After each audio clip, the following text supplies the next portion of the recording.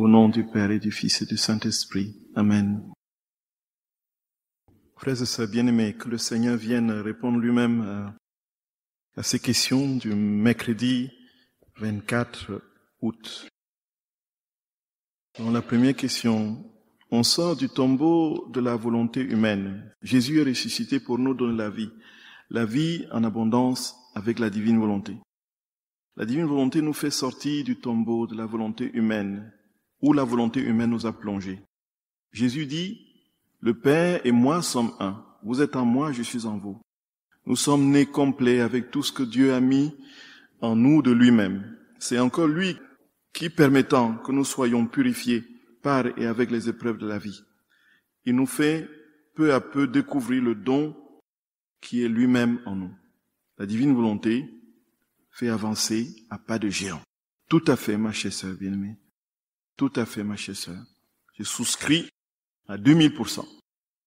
Donc, où vont les enfants qui meurent sans avoir été baptisés? Dans les limbes. Donc, et le baptiser dans la divine volonté, est-ce possible de demander dans la divine volonté? Donc, disons que, jusqu'ici, avant que Benoît XVI, dans un des textes, déjà, que l'on trouve dans son livre sur les fins dernières, j'ai oublié le titre là, hypothèque la question des limbes, et aussi, dans une audience qu'il avait faite pendant son pontificat. Donc, la question des limbes, maintenant, n'est plus tellement d'actualité dans l'Église, dans la doctrine de l'Église, voyez.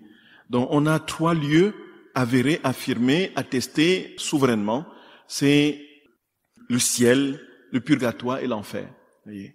Bon, les enfants nés sans baptême, ceux qui sont nés sans vie, ceux qui n'ont pas pu voir le jour pour différentes raisons, ou encore ceux qui sont morts immédiatement après leur naissance, sans être baptisés. Bon, puisqu'ils sont dans l'innocence il y a le péché originel, certes, mais il y a, Ecclésiaste, il y a l'œuvre de la miséricorde infinie de Dieu qui, du fait de leur innocence, qui n'est pas été d'une manière consciente entachée par le péché, ils sont dans la béatitude. On ne peut pas imaginer une béatitude partielle en Dieu. Un lieu où on ne souffre pas et on n'est pas non plus heureux. Un lieu intermédiaire où on est dans une sorte comme une larve. Le limbe, c'est ça, voyez. On ne souffre pas et en même temps on n'est pas dans la béatitude du ciel. On est comme larvé, comme dans une hibernation comme ça, voyez. Donc, on ne peut pas imaginer que les petits enfants soient des marmottes dans l'éternité, voyez un peu. Ils ont une pleine conscience de ce que, déjà, à partir du moment de la fécondation, l'esprit humain, tout comme aujourd'hui on le démontre avec la médecine, la carte chromosomique est définitivement dessinée dès les premiers instants de la fécondation. Et donc, la conscience est là. Donc, nos enfants qui ne sont pas nés nous attendent au ciel, voyez, en fait. On les verra. Et donc, il y a ça qui fait que aujourd'hui la théorie des limbes n'est plus tellement en vogue. Bon, il s'ensuit que, est-ce qu'on peut les baptiser dans la divine volonté? Non. On peut baptiser que les vivants. Un baptême n'est pas pensable en dehors de la personne qui doit être baptisée. C'est pas possible, voyez. Donc, il y a une théorie comme ça dans l'Épître aux Corinthiens, je crois, quand Saint Paul parle de la résurrection, voyez, la première Épître aux Corinthiens au chapitre 15. S'il n'y a pas de résurrection des morts, le Christ n'est pas ressuscité. Et si le Christ n'est pas ressuscité, nous sommes les plus à plaindre du monde. Et s'il n'y a pas un au-delà, voyez. Sinon, comment font ceux qui se font baptiser pour leur mort? Voyez un peu ça. Ça, c'est une pratique qui n'a pas été récupérée, qui n'a pas suscité l'adhésion de la communauté chrétienne primitive. Donc les gens se faisaient baptiser pour leur mort. Donc on se fait baptiser, et ainsi de suite. Les Mormons aujourd'hui le font. Les Mormons, la secte des Mormons le font. Voyez. Mais ici, ce n'est pas une pratique chrétienne. On ne peut baptiser que ceux qui sont vivants. Donc dans la divine volonté, on ne peut pas les baptiser. On ne peut pas baptiser ceux qui n'ont pas été baptisés. Parce que dans les enfants, de toutes les façons, on ne peut pas imaginer qu'ils soient ailleurs que dans le cœur de la très sainte mère, que dans le sein de la Vierge Marie. Nous y sommes, frères et sœurs d'amour. Elle qui prend soin de chaque petite créature, la plus fragile. Maman est auprès de ces enfants-là. Voyez peu, frères et sœurs d'amour. Maman prend soin de tous ces petits fœtus qui n'ont pas vu le jour. Et pour différentes raisons. Un peu. Maman les a dans son manteau maternel. Et nous les contemplerons dans le manteau maternel de maman. Nous y sommes. Les enfers, ce n'est pas l'enfer. C'est le séjour des morts. C'est là où étaient tous ceux qui n'étaient pas Mais quand il a libéré Adam, les patriarches, les prophètes, tous ceux qui étaient au séjour de mort, qui attendaient sa mort et sa résurrection pour que le ciel s'ouvre, voyez? Alors, tous ceux-là sont sortis et le séjour des morts a été clos. C'est ça. Et donc, pour parler toujours de baptême, nous voyons bien au ciel, le premier entré au ciel, c'était qui? Frère d'amour. Le larron, est-ce qu'il était baptisé? Est-ce que le larron a été baptisé? Est-ce que vous avez entendu que le larron est descendu sur la croix et a reçu le baptême avant de monter au ciel? Voyez donc, par une grâce que Dieu seul connaît, dans sa miséricorde souveraine, le baptême du larron était le sang de Jésus qui était en train d'être versé. Voyez? Donc le martyre est le baptême suprême. Donc même si vous confessez la foi, comme le petit Kizito, le Saint Kizito, petit africain page de l'Ouganda, du 9e siècle, voyez, ils sont mon martyr de la foi. Lui, il était catéchumène, il n'était pas encore baptisé. Mais il est saint. Le fait de mourir, de verser son sang, ça a purifié. C'est le grand baptême, le plus grand baptême, voyez? Au nom de Jésus. Les enfants avortés, souvent les baptêmes. On baptise les vivants normalement. On baptise les vivants. Le lendemain s'occupe de soi-même, dit l'Évangile.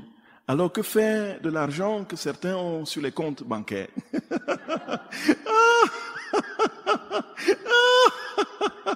Oui. Faut-il arrêter les projets d'économie et d'investir et distribuer intelligemment, donc vider les comptes, ou tout simplement laisser faire le temps qui est donné? Le Seigneur nous dit, ne nous préoccupons pas de l'argent, voyez. Donc, si nous avons des actes de charité, posons les actes de charité. Posons les actes de charité, sans nous occuper si nous allons manquer ou pas. S'il y a quelqu'un qui est dans le besoin, aidons la personne, aidons-le. Donc, l'économie, la macroéconomie est au-delà de nos préoccupations puisque nous ne maîtrisons rien. Demain, s'il y a crash boursier, tout va s'effondrer et nous serons dans la même enseigne, voyez. Peu importe, qu'est-ce qu'on peut savoir si demain il y aura crash boursier ou il n'y a pas crash boursier? C'est Saint Louis de Gonzague qui était en train de s'amuser et on dit, si on t'annonce que Jésus là arrive maintenant, qu'est-ce que tu vas faire? Il dit, je vais continuer à jouer. Je vais continuer à m'amuser. Vous voyez? Donc vivons naturellement le plus simplement du monde et posons nos actes effectivement intelligemment. Si nous avons un faible pour l'argent et que nous avons engrangé tellement et que nous avons peur que ça s'effondre, peut-être que c'est le moment où le Seigneur nous dit, maintenant fais un peu d'actes de charité autour de toi, il y a bien du besoin autour de toi, voyez un peu. Et si tu as emmagasiné pour être protégé d'un quelconque crash ou d'une quelconque situation difficile où tu pourrais aller épuiser et que maintenant tout est devenu incertain, en fait, le Seigneur se sert de tout pour nous configurer à sa vertu de charité et d'amour. Voyez, pour nous amener à être tout à lui. Et si notre cœur est toujours préoccupé par l'argent, là, il y a un problème. Là où est ton trésor, là aussi est ton cœur. Nous pouvons avoir des milliards en banque et ne pas nous en occuper parce que ça ne nous préoccupe pas plus que ça, puisque nous sommes détachés de tout. Lazare, on dit de Lazare, de Béthanie, qu'il était riche. La tradition dit qu'il était riche. Mais son cœur n'était pas attaché à la richesse. Et il était aux yeux de Dieu pauvre, parce qu'il était pauvre de cœur. Et tout comme nous pouvons être pauvres, n'avoir rien, et être toujours en train de convoiter l'argent des autres, voyez? Nous voyons bien, le Seigneur veut que notre cœur soit tout à lui. Peu importe que notre argent demain disparaisse ou que, voilà, qu'il n'y ait plus rien, que notre cœur soit à lui. Que notre cœur soit à lui. Vivons naturellement, simplement, sans entrer dans des paniques et dans des soucis du lendemain. Le lendemain s'occupera de lui-même, ça veut dire, mets ton cœur en moi, soucie-toi de moi. Et le reste m'appartient. C'est cela. Bon, je ne vous conseille donc pas d'aller sortir tous vos comptes en banque pour les mettre, je sais pas où, pour les distribuer tous. Je vous conseille pas non plus de dire, voici, il faut absolument que je fasse des réserves pour demain, on ne sait jamais, et que, voilà, qu'on amasse sur des comptes. Que le Seigneur vous inspire la charité, faites la charité, posez l'acte de charité. Voyez? Posez l'acte de charité. Moi, je sais que je ne dormirai jamais sous la belle étoile parce que Dieu me donnera toujours un toit. Je sais que s'il veut que je mange, j'aurai toujours à manger. Voyez? Et le plus que je peux avoir, quand le Seigneur me donne, quand il y a besoin, je donne. J'essaie de distribuer. Autant que faire se peut. Si je dors avec un coussin sur une pierre ou encore sur un lit de roi ou de prince, peu m'importe. L'essentiel, c'est que mon cœur soit à Dieu. Vous voyez? C'est ça en fait. J'ai remarqué depuis que je pratique la divine volonté, elle se transforme doucement sans bruit. D'une nature soumise à l'homme, elle me fait me positionner fortement. Donc elle, la divine volonté, me fait me positionner fortement, fermement, sans éclat de voix, mais avec une autorité que je la sais ne vient pas de moi. Un équilibre général s'installe en moi, qui se répercute dans mon milieu familial. Une joie, une jubilation intérieure se fait sentir quand je prends la bonne décision. J'accepte plus facilement mes limites, ma faiblesse, ma vulnérabilité. Je sais profondément que Dieu m'aime, que je suis son enfant, la prunelle de ses yeux, que Jésus a donné sa vie pour moi.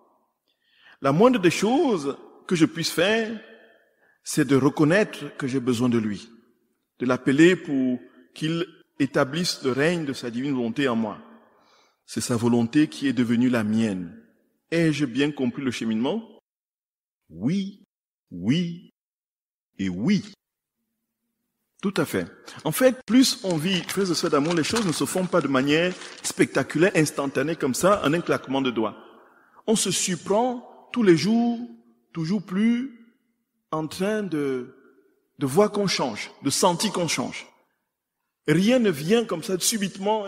Et alors, on se rend compte qu'on entre dans une paix progressive qu'on n'avait pas avant. Les angoisses progressivement diminuent. Elles disparaissent au fur et à mesure. Certaines craintes n'ont plus pignon sur rue et ne nous tyrannisent pas. Et c'est ainsi que progressivement, de manière imperceptible et sûre, on s'établit dans la divine volonté. C'est vraiment que on invite Jésus. On ne peut pas dire à Jésus, Jésus vient manger en moi, Jésus vient parler en moi, Jésus vient cuisiner en moi, Jésus vient conduire en moi tout le temps, sans que ça n'ait d'effet, non? Est-ce que c'est pensable? Si nous sommes dans des dispositions sincères, et comme Jésus attend la moindre petite pensée pour accourir, et sa mère est aux aguets, et met le gyrophare, flanque, voyez, fonce là, que vous ne changiez pas, ce n'est pas possible. Ce n'est pas possible. Ce n'est pas possible du tout. Donc c'est vrai. J'ai une sœur polyhandicapée tétraplégique. Peut-on offrir sa souffrance pour elle? Ressent-elle le poids des péchés des hommes avec son handicap? Disons que ce qui est préférable, c'est que si elle est consciente, qu'elle-même fasse le pas d'offrir ses souffrances. Voyez, elle dit que si nous offrons nos souffrances pour quelqu'un qui est en souffrance et qui ne veut pas offrir ses souffrances, ça n'ira pas, ça ne peut pas marcher. Elle dit que nous ne pouvons pas offrir ce que l'autre ne veut pas donner. Par exemple, si on est dans une posture de refus, je ne peux pas offrir les souffrances de celui qui use la souffrance pour sa révolte. Il faut que la personne, si il y a possibilité de prendre conscience, d'offrir ses souffrances. Et si la personne est dans un état de léthargie, sans aucune conscience, on sait que la conscience n'est jamais définitivement perdue et qu'il y a des perceptions de conscience sensorielle et que lorsque des gestes, des affections, des manifestations de tendresse et tout ça auprès de la personne nourrit l'amour dans l'âme de ces personnes-là, dans cet état parfois végétatif. Alors là, on demande au Seigneur, on prie que le Seigneur, au tréfonds de leur souffrance, leur donne la claire conscience de la valeur de cette souffrance, qu'elles ne se révoltent pas contre Dieu à cause de leur souffrance et qu'elles fassent, si c'est possible, le pas d'offrir leur souffrance. Toujours est-il que notre prière pour cette personne, dans ce sens, ne sera pas vaine. Ça, c'est la certitude que nous avons. Parce que le Seigneur s'en servira toujours pour, même si la personne n'a pas posé l'acte conscient de l'offrande de sa souffrance, notre prière servira toujours pour sauver la personne par le biais de sa souffrance. Voyez? Est-ce que la conscience des péchés, c'est encore lié? La deuxième question est liée à la première. Dit, je peux offrir mes souffrances pour les péchés des gens si je peux être conscient des péchés des personnes en offrant mes souffrances au Seigneur. Donc j'offre telle souffrance pour tous les péchés qui se commettent ici, parce que j'ai pris conscience de tous ces péchés, toutes ces ingratitudes, toutes ces souffrances qui se font. Bon, là, quand on est dans la souffrance sans la foi, ce qu'on sent essentiellement, c'est le poids de la souffrance. Voyez, c'est la souffrance, c'est la douleur, c'est l'épreuve dans laquelle on est. Et pour sentir les péchés des autres, il faudrait que nous soyons dans un acte d'offrande et de communion à la souffrance du Seigneur, à qui nous offrons nos souffrances pour ces péchés dont nous avons conscience. Cher Père, vous avez dit ce matin que nous pouvions trouver la joie dans la souffrance offerte à Jésus, dans la divine volonté. Ne pas demander la guérison, je pense que j'ai du mal à comprendre. Merci de bien vouloir réexpliquer. Et béni. Non, ma très chère sœur bien-aimée, c'est une écriture bien arrondie. Non, c'est une sœur. C'est certain. Frères et sœurs bien-aimés, non. Non, quand on souffre, on doit combattre la souffrance d'abord. On doit la combattre. Dieu n'a pas créé la souffrance, frères et sœurs bien-aimés. Dieu n'a pas créé la souffrance. Si je suis malade, je dois tout faire pour guérir. Quand mon bras a été paralysé par cet accident médical et que ma maman m'a fait sillonner, tous les hôpitaux, tous les centres pour handicapés, toutes les pratiques de médecine, alors connues, on a tout fait. On a tout fait. Mais rien n'a été fait. Le bras est resté ce qu'il est. Et c'était à moi maintenant de comprendre ce que le Seigneur voulait me dire pas en me donnant le bras comme initialement avant l'accident. Et c'est là maintenant que mon acte d'offrande intervient. Voilà. La souffrance contre laquelle je n'ai rien pu faire, la souffrance qui s'est pérennisée, Seigneur, tu ne veux pas me détruire. Tu as quelque chose à me dire.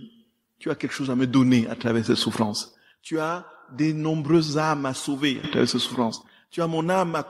C'est dans ce sens-là. Voyez? C'est après coup. C'est un deuxième temps. Jésus lui-même a guéri les malades, non? Il ne feignait pas de guérir les malades. Il ne disait pas, écoutez, regardez, venez. Voyez comment je suis Dieu. Que je suis capable de... Voyez, toi, vois. Toi, entends. Toi, lève-toi, prends ton brancard, marche. Vous voyez bien, je suis Dieu, je suis Dieu. Non, il a guéri les malades parce qu'il aimait les malades et qu'il combattait la maladie et la souffrance. Nous, les enfants de la divine volonté, sommes le talon de la très sainte Vierge Marie, triomphant en nous, qui écrase le péché avec notre consentement, et nous pouvons ajouter, au nom de tous et pour tous, le triomphe du cœur immaculé de Marie a commencé. Tout à fait, ma chère sœur. Chaque fois que nous posons des actes dans la divine volonté et que nous repoussons le mal, nous laissons Marie triompher. Déjà, vous voyez, c'est fou. Nous allons en parler demain. Le triomphe, le cœur, le royaume de la divine volonté sera le royaume de la Vierge Marie, dit Jésus. Voyez. Et nous voyons, nous comprenons pourquoi, après toutes ces explications que le Seigneur nous donne. Dans chaque acte que nous posons, il y a la vie divine qui coule, portée, entourée par l'amour maternel de Marie. Donc chaque acte que nous posons répand le royaume et de Jésus et de Marie. Et nous comprenons pourquoi, lorsque tous les actes auront été posés dans la divine volonté, nous verrons la reine souveraine monter sur ces actes et réclamer ses droits. Tous ces actes m'appartiennent, je règne. Et nous qui aurons été plongés dans cette divine volonté, nous régnerons avec elle. Elle ne sera plus l'unique reine dans le royaume de la divine volonté. Vous voyez? C'est inouï. C'est inouï. Pouvons-nous présenter devant le trône divin, au nom de tous et pour tous l'Église, les sacrements, ses ministres fidèles, infidèles, et tous ceux qui la détestent, et que tout ce qui est moche soit dissous dans la divine volonté, et que ce qui est beau lui soit offert pour sa plus grande gloire? Tout à fait, mes chers sœurs, tout à fait, on le peut. On peut présenter tout à Dieu de manière parfaite. Petite méditation en lien, en écho à ce que vous avez dit sur Saint Joseph. Saint Joseph est l'ombre du Père, oui. Comment ne serait-il pas le dépositaire de la divine volonté dans la Sainte Famille? La Sainte Famille est la Sainte Trinité sur la terre. Comment le lien qui en fait l'unité ne serait-il pas la divine volonté? Marie et Joseph sont époux et donc une seule chair, virginale. Comment pourrait-il être un surtout? sauf sur la divine volonté. Est-ce juste mon Père? Ouh, magnifique, magnifique. Je vais garder ce papier. Ça va rentrer dans mes argumentations avec le fameux texte du tome 29. Je vais le trouver pour parler de Saint Joseph. Effectivement, ils partagent tout, ils sont des époux, ils partagent tout. Pourquoi Marie ne devrait-elle pas lui communiquer aussi la vie qu'elle a en elle? Voyez? C'est lumineux, ces réflexions. Merci à la personne. Il ne faut pas s'inquiéter du lendemain. Dieu pourvoit. Mais comment expliquer que les personnes meurent de faim? Des enfants, notamment sur le continent africain et dans tous les régimes du monde. Ça doit faire tellement de peine à notre maman du ciel. Tout à fait. Donc, quand Jésus dit nous ne nous soucions pas du lendemain, il dit que nous travaillons pour les biens qui ne passent pas. Et pour qu'on travaille pour les biens qui ne passent pas, le minimum vital, normalement, il n'est pas normal qu'il y ait des gens qui meurent de faim dans le monde. Ce n'est pas normal, compte tenu des ressources, justement, qu'on a. Donc, s'il y a quelque chose, ce que Saint Jean-Paul II appelait les structures du péché, qui crée la déstructuration, d'une part du cosmos, et de l'autre des sociétés humaines, et qui va engendrer misère, guerre, famine. Là où la Terre est capable de nourrir tous ses enfants, autant de milliards qu'ils pourront survenir sur la Terre. Voyez? Et qu'une poignée d'individus dans le monde ont la richesse, les 80% de la richesse de toute l'humanité, ce n'est pas normal. Comprenez, frères et sœurs bien-aimés? Quand Jésus dit ne nous souciez pas du lendemain, cela ne veut pas dire qu'il ne faut pas travailler pour manger, et sauf que beaucoup travaillent et ne trouvent pas de quoi manger. Les structures d'injustice et de péché. Effectivement, notre très sainte mère en souffre. Le livre du ciel, une autre question, le livre du ciel prend son essence dans les Écritures. Mais comment peut-on expliquer par les Écritures la divine volonté en Marie? Comment parler à un protestant? On peut difficilement donner des preuves. Oui, donc pour un protestant c'est plus difficile. Ouais. Parler à un protestant de Marie comme Jésus parle de Marie à Luisa, vous allez lui donner des boutons, voyez.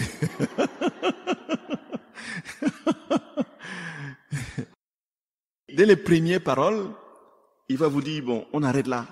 Il ne va même pas vous dire, on en parlera une autre fois. Il ne va même pas vous dire, s'il vous plaît, on arrête là. Voyez. Et là, et même pour qu'un bon catholique commence à entrer progressivement dans ces vérités, il faut que la grâce lui soit donnée un peu, non? Voyez un peu ça. Il y a beaucoup de prêtres qui disent, bon, Marie, voilà, c'est bon, quoi. Marie, c'est bon. Célébrons notre messe et puis on fait la romaine Marie, bon. Si tous les prêtres, les plus de 400 000 prêtres catholiques, priaient leur rosaire chaque jour, les églises, frères et sœurs bien-aimés, seraient des festins interminables des vies divines. Le ciel tournoierait. Une autre question. Pensez-vous nous éclairer sur les souffrances de Dieu pour les âmes damnées? Comment peut-il être tout de même dans la béatitude? Et comment pouvons-nous être aussi dans la béatitude du pardon à un de nos proches, si un de nos proches n'y est pas et n'y sera jamais? Et comment donc pouvons-nous être aussi dans la béatitude du pardon, du paradis? Comment pouvons-nous être aussi dans la béatitude du paradis si un de nos proches n'y est pas et n'y sera jamais? Grande question et grande souffrance. Oui, c'est vrai, c'est une grande question. Frères et sœurs bien-aimés, est-ce que Dieu souffre de voir ses enfants en enfer? En temps normal, c'est oui. En temps normal, c'est oui, c'est-à-dire ceux pour qui il a versé son sang, il a tout donné. Mais cette souffrance, Jésus dit qu'il est Dieu et que la souffrance n'atteint jamais la béatitude dans laquelle il est. La souffrance n'atteint jamais la divinité. S'il souffre au ciel, si au ciel il y a la souffrance, mais quand est-ce que la souffrance finira? Quand est-ce que nous serons heureux? Voyez un peu. Et il est dans une profonde intimité dans la communion trinitaire, dans une béatitude parfaite.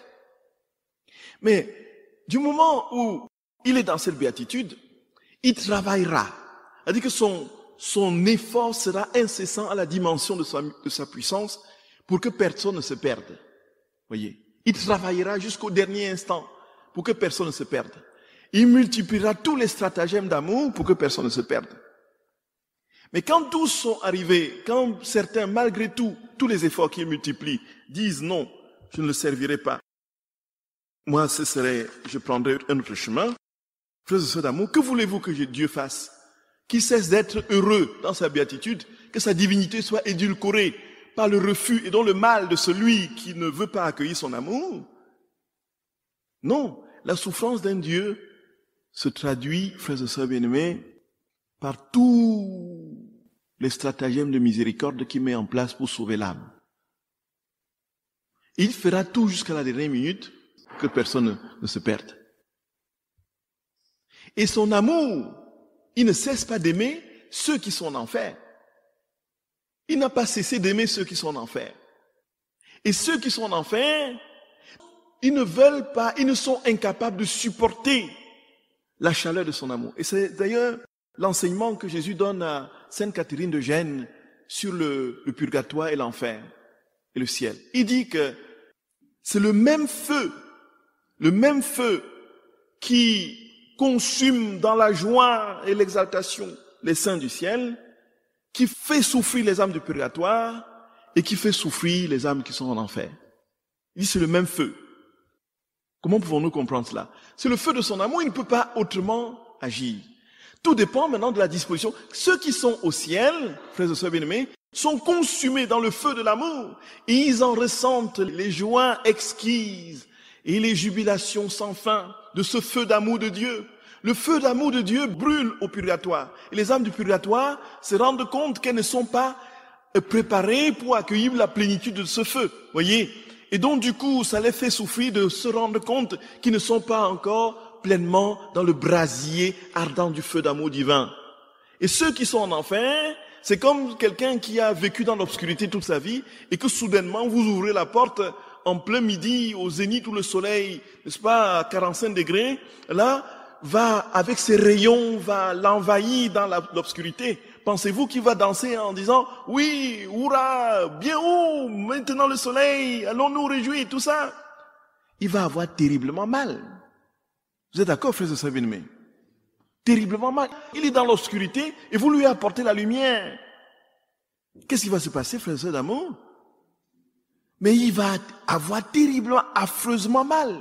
Et c'est ça la douleur de l'enfer. Le refus d'accueillir l'amour de Dieu. Voilà les leçons que Jésus donne à Sainte Catherine de Gênes. Le feu de l'enfer qui brûle les damnés, c'est le feu de l'amour de Dieu, visiblement. Et qui tourmente Lucifer et ses anges apostats. Ils sont dans le tourment parce qu'ils ont refusé, ils ont dit non serviam. Je n'accueillerai pas ce feu d'amour. Je n'accueillerai pas cet amour. Donc, comment? Non, ils sont damnés. On nous dit qu'ils sont damnés, ma chère Marie-Hélène. Est-il possible de réparer par Marie les actes des défunts? Non, on demande à la très sainte mère de prier pour les défunts. On prie des rosaires pour les défunts. Oui, tout à fait. Mais on ne lui demande pas. De toutes les façons, quand nous demandons à Jésus de réparer, il vient toujours avec sa mère. Il vient avec la banquière. Voyez un peu. Il ne va jamais, il ne se déplace jamais sans sa mère. Voyez? Oui, tout à fait, les messes pour les défunts. Quand nous prions les rondes de la création avec Marie et que nous disons, bien-aimée maman, je veux emprunter tes yeux pour regarder, tes oreilles pour entendre, tes mains pour toucher, ton odorat pour sentir, ta bouche pour goûter. Par toi, avec toi et en toi, je veux louer, adorer, remercier, bénir, glorifier le Père. N'est-ce pas une forme de fusion à Jésus par Marie? Tout à fait. Tout à fait. Tout à fait. Puisque là où est Jésus, là est la mère. Tout à fait. C'est incroyable. Je n'avais pas lu la phrase qui suivait, c'était la réponse que j'étais en train de donner et c'était la phrase que vous aviez écrite. Vous voyez? Impressionnant. Donc vous aviez la réponse.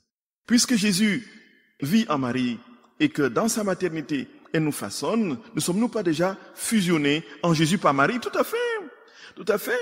Que nous soyons conscients ou pas, nous sommes en Jésus par Marie. Et quand nous prenons conscience, alors nous redoublons d'ardeur, les grâces. les boulevards s'ouvrent entre le cœur de Marie et nous. Et en très peu de temps, nous franchissons les murailles. Nous atteignons les sommets dans l'abandon. Comme Marie couvre chaque acte de la créature de son amour maternel et que l'agir divin coule en Marie, pouvons-nous aller jusqu'à dire « Viens divine volonté qui règne en Marie, viens prier, adorer ». Pourquoi pas? Tout à fait. L'inséparabilité de Jésus et de sa mère, dévoilée dans le livre du ciel, ne nous semble-t-il pas nous inviter à cet excès de tout faire par, avec, en lui, la divine volonté, en Marie, par Marie, avec Marie et en Marie. Par lui, avec lui, en lui, par la divine volonté, avec la divine volonté et en la divine volonté, par Marie, avec Marie et en Marie. Tout à fait. La réponse est infiniment oui, et parfaitement oui, et radicalement oui, et totalement oui, et définitivement oui, et éternellement oui. Communication des idiomes aussi en Jésus et Marie. Donc, communication des idiomes, non, le mot est utilisé pour la personne de Jésus, dans la double nature qui le caractérise. Marie a une nature humaine, tout simplement. Jésus avait une nature humaine et divine. Marie n'est pas déesse, Marie n'est pas Dieu. Voyez? Marie est une créature. Elle a une seule nature, la nature humaine. Mais en Jésus était la nature divine et humaine, inextricablement liée, sans confusion, sans changement, sans division, ni séparation, dit le Concile de Chalcédoine de 451. Et donc, les deux propriétés, la double nature, les deux natures en Jésus, échanger des propriétés. Et cet échange de propriétés, c'est ce qu'on a appelé la communication des idiomes. Ça veut dire que ce que la nature divine fait, on peut l'attribuer à l'humaine. Et ce que la nature humaine fait, on peut l'attribuer à la divine. Cela veut dire quoi? Cela veut dire qu'on peut dire que que Dieu est mort. Est-ce que Dieu peut mourir? Est-ce que Dieu peut mourir? Mais on peut dire en Jésus que Dieu est mort parce que l'humanité de Jésus est morte. Est morte, voyez. On peut dire que Jésus homme a ressuscité Lazare, que Jésus homme a guéri les malades et a multiplié les pains et les poissons. Est-ce qu'un homme peut le faire? Est-ce qu'un homme peut le faire? Non, c'est Dieu qui le fait. Mais on peut dire que l'homme l'a fait. L'homme en Jésus l'a fait. Donc, vous voyez l'échange des propriétés. Ce que la nature divine a fait, on l'attribue à l'homme. Voyez. Une autre question. J'ai remarqué depuis que je pratique la divine volonté que nous accusons facilement le démon de nos maux. La volonté humaine ne veut pas lâcher facilement son pouvoir sur nous et nous combat fortement. En invoquant Jésus et Marie, elle est obligée de lâcher. C'est comme un combat luciférien. Jusqu'à ce que l'on se rende compte que c'est la volonté humaine qui frappe. C'est Jésus en nous qui gagne. C'est lui qui combat. Il me donne la compréhension. C'est sa victoire. Est-ce que j'ai bien compris ce point? C'est Jésus qui combat en nous, effectivement. C'est Jésus qui remporte la victoire en nous, effectivement. C'est Jésus qui... Voyez, ce n'est plus nous qui vivons, c'est le Christ qui vit en nous. Galates 2:20. C'est vrai. Alors, la propension à accuser le démon d'être l'auteur de nos fautes, bon, ça veut dire qu'on n'est pas suffisamment lucide sur les capacités qu'ont notre volonté humaine de nous... Voilà. Ils ne sont pas forcément poussés à l'instant par une action particulièrement probante et palpable du démon. Voyez. La volonté humaine est ce qu'elle est dans ses inclinations structurées, portées par le péché. Et Jésus nous dit, quitte ta volonté tous les jours et accueille la mienne pour que j'agisse en toi. Et donc c'est ça nos actes préalables et nos actes actuels. Les saints de la sainteté humaine sont-ils allés directement au ciel, même si leurs actes n'étaient pas faits dans la divine volonté? Oui, tout à fait. Tout à fait, bien sûr. Donc, où aurait-il fait un peu de purgatoire pour combler ce qui manquait à la sainteté divine, vu qu'ils n'ont pas œuvré et vécu dans la volonté divine? Non, bien sûr. Avant Luisa Picaretta, Il y a des millions et des millions qui sont allés tout droit au ciel sans passer par le purgatoire. Voyez. Donc ça, il faut que ce soit bien clair. Non, des millions sont au ciel qui ne sont pas passés par le purgatoire. Mais Jésus dit que les actes bons qu'ils ont posés, c'est par sa grâce, ensemencés par sa grâce, ils sont allés au ciel, mais pour occuper les derniers rangs. Et que si nous avons posé un acte dans la divine volonté, et que c'était son propre acte, il est naturel qu'une fois cet acte va au ciel, qu'il occupe les premiers rangs, puisque c'était un acte divin. L'acte bon, en soi, ensemencé par la grâce sanctifiante, est allé au ciel. Jésus dit, ils vont au ciel, ils occupent les derniers rangs. Mais ils sont au ciel, ils partagent la vie divine pleinement. Mais si nous posons des actes dans la divine volonté, donc ce sont les actes de Dieu, ces actes s'épanouissent en vie divine et montent au ciel, et le moment même où nous les posons, dit Jésus, ces actes n'attendent plus, ils montent directement au ciel. Les saints les attendent, les anges attendent, la Vierge attend ces actes que nous venons de poser. Et puis, parce que ce n'est plus la propriété humaine, c'est la propriété de Dieu. Ils montent au ciel, réjouissent les saints du ciel, leur donnent un surcroît de béatitude, ce que Jésus appelle la béatitude accidentelle.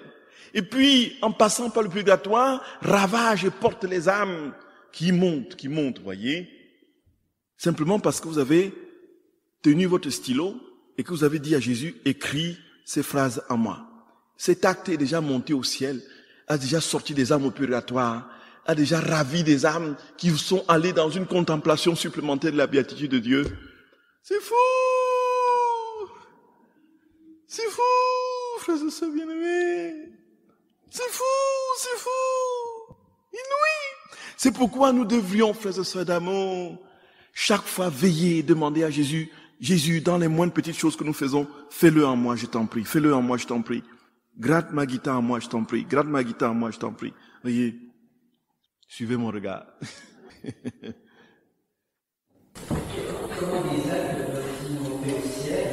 C'est Jésus qui le dit. Les actes deviennent des vies divines, des vies de Dieu. C'est ça.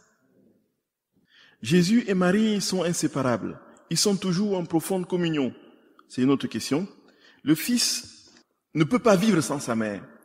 La mère ne peut pas vivre sans son Fils. Comment comprendre alors la douleur de Marie dans le 5e mystère joyeux, celui du recouvrement?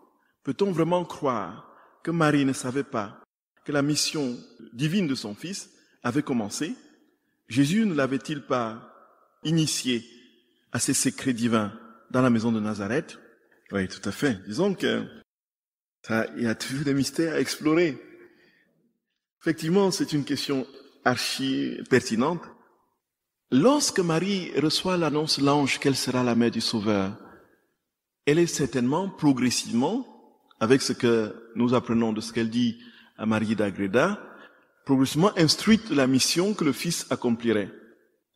Et au fur et à mesure de l'accomplissement de la connaissance, de la pleine connaissance de cette mission, rien ne nous est dit sur les détails précis, particuliers de quand est-ce que ça commencera, à quel moment est-ce que, voyez un peu ça. Toujours est-il que, dans la souffrance de ne pas voir son Fils, Marie exprime la douleur véritable d'une mère qui ne voit plus son Fils physiquement, dans une nature humaine. Dans la communion des volontés, il est évident que Marie, du fait qu'elle était dans la divine volonté, a cherché Jésus sans rentrer dans 1001 paniques comme nous, créatures humaines, nous l'aurions fait. Elle a cherché Jésus, effectivement. Où est mon fils? Où est mon fils? Et surtout son père qui était là. Voilà, ton père et moi t'avons cherché. Donc, en communion avec Saint Joseph, elle a suivi les pas d'une humanité qui cherche un enfant perdu. Alors, on y va, on te trouve. Savez-vous pas que je dois être au service de mon Père? Est-ce que ça veut dire que maintenant je vous le révèle? Ou est-ce que ça veut dire, ne vous souvenez pas que je vous l'avais dit? Quand on était à Nazareth, rien ne nous est dit. Toujours est-il que on apprend que Marie, elle garde tout cela dans son cœur et rentre tranquillement. Et Jésus est obéissant, il les suit. Et nous n'imaginons pas un seul instant que notre très sainte mère, en cours de route, fait la tête à son fils. Bout de son fils. Ce n'est pas pensable. Donc nous avons là, frères et sœurs bien-aimés, dans ce que l'Évangile nous rapporte, la concrétude, la réalité humaine de Marie dans les manifestations maternelles d'une mère qui cherche son fils et qui ne peut pas vivre sans son fils. Effectivement, ça confirme le fait que là où le fils, là où est la mère. Parce que la mère veut toujours, Marie n'est pas rentrée à Nazareth. Elle dit, où est mon fils, où est mon fils, où est mon fils? Il faut que je le trouve.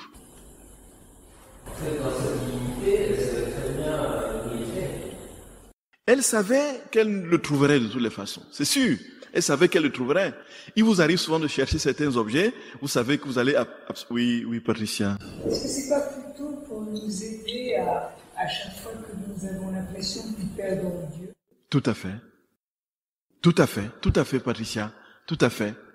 Parce que tout dans l'Écriture nous donne une leçon pour notre propre cheminement spirituel. Voyez un peu, frères et sœurs d'amour. Jésus n'est jamais vraiment perdu. Et qu'est-ce que nous mettons en place pour le trouver? Est-ce que nous le cherchons? Et quand nous le cherchons, est-ce que nous le cherchons aussi assidûment qu'on l'ont fait les parents? Et tout ça, frères et sœurs d'amour, tout nous sera dévoilé pleinement dans la perfection de ces vérités quand nous serons pleinement établis en Dieu. Père, pouvez-vous nous expliquer le déroulement d'un cénacle? Est-ce que la volonté de Dieu d'en faire un? Merci pour votre éclairage. Donc, disons que, en passant, pour ceux qui ne connaissent pas l'association Luisa Picaretta, nous sommes une association privée des fidèles, dont nous sommes reconnus en Église. C'est d'ailleurs la seule association aujourd'hui reconnue en Église. Et nous sommes en même temps association de loi civile, dont nous avons la double casquette. Et nous essayons vraiment le plus possible de marcher dans la stricte et rigoureuse obéissance à l'Église. Vraiment. Et c'est pourquoi j'ai dit aux personnes, si demain, on me dit, Gabriel-Marie Tchonan, mon évêque me dit, Gabriel-Marie Tchonan, tu ne parles plus la divine volonté, vous ne m'entendrez plus. Vous ne m'entendrez plus. Stricte obéissance à l'Église, absolue obéissance à l'Église. Et on veut marcher sur les pas de Luisa le plus possible. Et on est une association sans but lucratif. C'est-à-dire que le principe, c'est la gratuité, au fond. Luisa, quand elle recevait des dons, frères et sœurs bien-aimés, elle les renvoyait. Parce que Jésus lui avait dit, je veux que tu te limites au travail de tes mains, que tu manges du fruit de ton travail, point final. Et quand elle recevait des dons, elle les renvoyait. Et nous voulons essayer de faire cela d'une autre manière, vivre la même chose d'une autre manière. C'est-à-dire que les dons que nous recevons, déjà, premièrement, on ne dit pas aux gens, faites-nous des dons, donnez-nous des dons, donnez-nous des dons, donnez-nous des dons. Les dons que nous recevons, c'est le Seigneur lui-même qui suscite dans les cœurs des personnes de nous faire des dons. Et quand ils nous font des dons, qu'est-ce qu'on en fait? On imprime les ouvrages d'une part, que l'on laisse à prix coûtant, ou que l'on distribue gratuitement aux prêtres religieux et religieuses de tous bords, et que l'on donne aussi gratuitement à des personnes qui n'ont pas de moyens financiers. Et nous avons, frères et sœurs bien-aimés, avec la grâce du Seigneur, une demande importante d'Afrique, du Congo, du Sénégal, du Rwanda, du Bénin, ainsi de suite. Tout récemment, on a envoyé plus de 3000 ouvrages au Bénin. On en a envoyé tout aussi près de 3000 ouvrages gratuitement, bien sûr, au Congo. On en a envoyé une centaine au Rwanda. On va en envoyer, le père Guy Alain est là. On va bientôt en envoyer aussi des milliers en République centrafricaine. Il est là, le père Guy Alain. Oui, tout à fait. Donc, tout cela gratuitement sur la base des dons que les gens nous font. Et on ne lèvera pas les grands fonds, les grands moyens on veut vivre vraiment de la providence. Seigneur, si c'est ton œuvre, tu vas toi-même le répandre. Voyez un peu ça. Et donc, du coup, nous voulons être le plus rigoureusement, on ne fait pas de quartier, on ne veut pas s'éloigner un seul iota de ces principes, frères et sœurs d'amour. Total détachement, obéissance absolue, et donc les cénacles qui se font sous la houlette de l'association, il faut qu'elles soient dans cet esprit-là, d'obéissance. Donc pour faire un cénacle, allez voir votre curé. Demandez-lui, est-ce que vous voulez, mon Père, que nous fassions un cénacle, la divine volonté, d'une association qui est reconnue en Église, et ainsi de suite.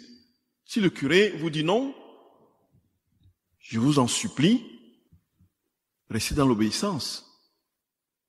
Si c'est sur la paroisse, si le curé vous dit vous restez dans l'obéissance, vous pouvez brandir la carte du fait qu'on soit en Église, que c'est l'association qui est reconnue en Église, donc vous faites partie d'une association, et vous, donc, dans ce cas, vous faites votre cénacle extra-territorial. Si vous vous retrouvez entre amis, informez votre curé que vous vous retrouvez entre amis pour partager sur les écrits de la divine volonté. Là, en ce moment, il est impossible qu'il vous dise non, je ne veux pas que vous vous retrouviez entre amis. Voyez un peu ça. Informez-le, qu'il sache qu'il y a un groupe là, la divine volonté qui se réunit. Et donc on a plus de 80 cénacles comme ça dans toute la France. Bon, pour ceux qui sont répertoriés sous le label de l'association. Et on a un livre qui a été publié sur les cénacles, comment former les cénacles. Donc vous pouvez le commander à l'association. Vous avez tous les détails sur comment vous pouvez constituer un cénacle et évoluer dans l'obéissance et dans les techniques, les pratiques pour avancer dans la lecture des tomes et dans les méthodes pour vivre un cénacle, la volonté. Est-ce que c'est la volonté de Dieu que vous fassiez un cénacle? C'est à vous de discerner et à voir quels sont les éléments qui rentrent en ligne de compte. Est-ce que vous avez des personnes qui sont motivées à faire un cénacle? Est-ce que, les conditions sont remplies? C'est à vous de discerner concrètement à partir des faits concrets.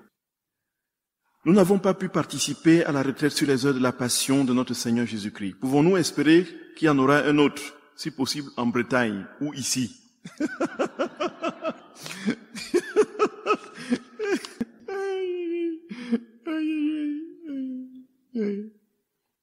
Dans les heures de la passion de notre très saint Seigneur, donc c'est la deuxième fois qu'on a prêché au sud, là, dans la première c'était à Banneux, pendant le Covid, là.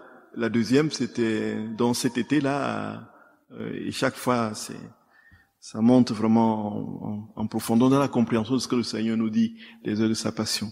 Donc, disons que, si le Seigneur le veut, pourquoi pas? Le Seigneur le veut, pourquoi pas? Bon. Ça c'est mon joker. La recherche uniquement de la volonté divine et la mort à soi-même ne risque-t-elle pas de nous faire tomber dans le quiétisme? Le Seigneur veut réaliser son royaume sur la terre, mais avec notre collaboration. De même, le potier ne peut faire monter la pâte s'il a une sorte de consistance. Chaque saint a construit l'Église avec sa personnalité. Saint Pierre était différent de Saint Paul. Tout à fait. On est parfaitement d'accord. Il y a une mauvaise compréhension, un risque, effectivement, de mauvaise compréhension de la divine volonté, comme étant, comme on l'a dit, une fusion magmatique, voyez, comme des larves, là, qui se fusionnent, de la volonté humaine dans la volonté divine. Avec, le fait qu'on n'existe plus. Une indistinction qui ressemble davantage à ce qu'on a décrit de ce fluide impersonnel qui ramasse tout dans les religions orientales. Ce fluide cosmique. Non! Chacun est ce qu'il est, et dans la divine volonté s'épanouit pleinement, parfaitement, dans ce qu'il est et dans la mission que le Seigneur lui a donnée, avec les dons et les talents que Dieu lui a donnés. Voyez, frères et sœurs bien-aimés. Et au ciel, parce qu'on sera tous dans la divine volonté, on ne sera pas des espèces de larves en hibernation constante où personne, de manière indistincte, on ne reconnaîtra personne. Nous nous reconnaîtrons tous merveilleusement bien, encore pleinement plus accomplis qu'aujourd'hui.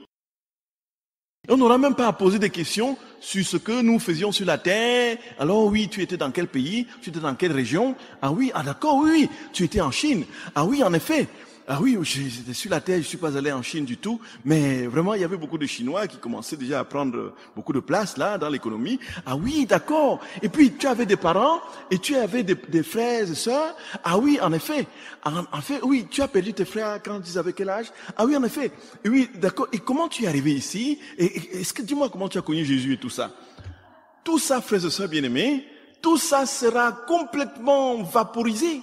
Nous aurons une claire perception de ce que nous sommes dans la perfection de notre personnalité et la magnificence de notre mission d'emblée dans une communion d'amour de cœur à cœur, dans la divine volonté. Voyez, on se reconnaîtra parfaitement.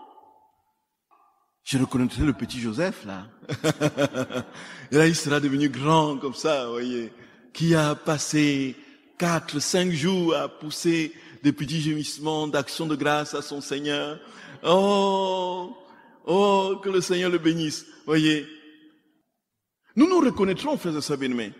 Nous ne disparaissons pas dans la divine volonté, au contraire, nous nous épanouissons. Et donc, du coup, quel est le mode de collaboration dans la divine volonté? C'est tout simplement le fait de l'action libre de cette volonté qui désormais ne donne plus cours à ses propres penchants. Nous choisissons chaque jour de dire oui à Dieu. Je te donne ma volonté aujourd'hui. Je te donne ma volonté. Ça veut dire que demain, je peux ne pas la donner. Ça veut dire que je peux la reprendre l'instant d'après. Voyez ça. Et ça veut dire que je vis dans ce que le Seigneur me donne de vivre en moi, avec ce que j'ai. Avec ce que j'ai. Il ne me fera pas parler allemand si je ne l'ai pas appris. À moins qu'il y ait une mission exceptionnelle, surnaturelle, où il me pousse, voyez. Il ne me donnera pas un quotient intellectuel de 160 si j'en ai 30. Voyez. Tout comme il n'a pas donné à Luisa Picaretta de ne pas faire des fautes de grammaire et d'orthographe quand il... Voyez un peu ça. Quand elle écrivait. Il aurait pu dire, bon, écoute, bah là, c'est plutôt comme ça. Lui, il connaît toutes les grammaires du monde. Toutes les langues du monde, il les connaît. Donc ce n'est pas un quiétisme. C'est pas un quiétisme. Donc en fait, Dieu fait tout en nous dans la mesure où nous le laissons faire. Voilà. Et notre part, c'est de le laisser faire. De l'inviter à faire. Puisqu'il n'entre jamais chez nous par effraction. C'est cela. Et la dernière question, et nous sommes libérés. Les apparitions de la Vierge Marie font-elles partie du plan de Dieu dans la divine volonté? Peut-on arrêter un conflit dans la divine volonté, dans notre cœur ou en Ukraine par exemple? Si oui, faut-il prier une seule fois ou bien tous les jours à cette fin? Donc, c'est le plan de Dieu que la Vierge aujourd'hui mobilise ses enfants de la manière la plus ardente qu'il faut dans les apparitions, dans des actes surnaturels, maternels, invisibles que nous ne voyons pas, puisque Jésus dit que la très sainte mère aujourd'hui, frères et sœurs bien-aimés, parcourt le monde et rassemble tous ses enfants de la divine volonté, les cache dans son manteau pour constituer cette armée qui va réaliser le dessein final de Dieu, établir son règne dans les créatures. C'est l'œuvre de la Vierge, elle est en train de le faire. Donc c'est dans son dessein que la Vierge apparaisse. C'est d'ailleurs lui qui lui dit, va, apparaît. Elle ne fait jamais rien sans son fils. Nous sommes d'accord, frères et sœurs bien-aimés? Elle ne peut pas apparaître sans l'autorisation de son fils. Et elle nous a donné une leçon monumentale à Luisa tout à l'heure sur l'obéissance. Non, ne sors pas de ton état sans attendre le confesseur, sans attendre le prêtre. Non et non. Non et non. Elle ne peut pas dire, bon, voici mon fils, écoute, à demain. Et puis, j'apparais là. Où est-ce que tu étais, maman? Oh, j'ai apparu là à Guadeloupe, j'ai apparu là à Fatima. Et un peu. Il dit, mais tu m'as rien dit. Tu m'as pas dit que tu allais apparaître. Nous ne pouvons pas imaginer un tel dialogue entre le fils et la mère. C'est pas possible. Voyez, ça vient de me... C'est pas possible. C'est pas possible. Voilà. Et puis, est-ce qu'on peut arrêter un conflit dans la divine volonté? De toutes les façons, notre très sainte mère dit qu'on peut arrêter les guerres, les conflits par la prière, avec la prière. Le Seigneur le dit. Et il y a énormément de preuves historiques, il y a un peu de conflits qui ont été stoppés par la prière. Voyez, commençons par la prière du rosaire.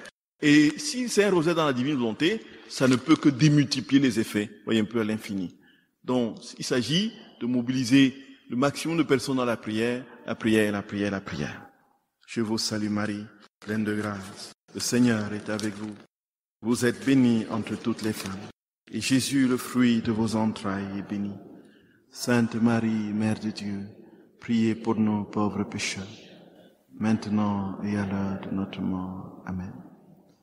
Au nom du Père et du Fils et du Saint-Esprit. Amen.